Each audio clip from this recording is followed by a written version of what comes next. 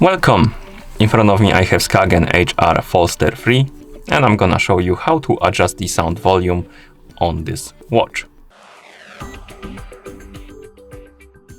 First we need to wake up the screen on our watch, and you can do it by pressing the crown button.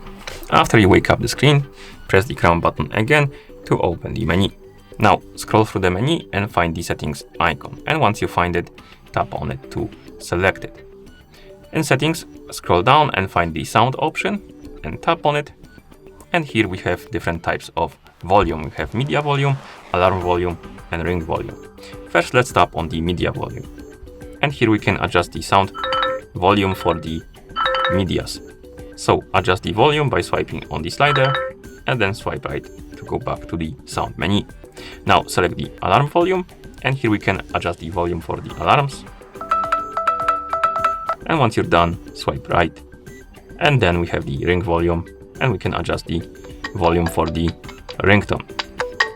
And once you're done, you can swipe right or press the crown button to go back to watch face. And that's how you adjust the sound volume on this watch. Thank you for watching. If you found this video helpful, please consider subscribing to our channel and leaving a like on the video.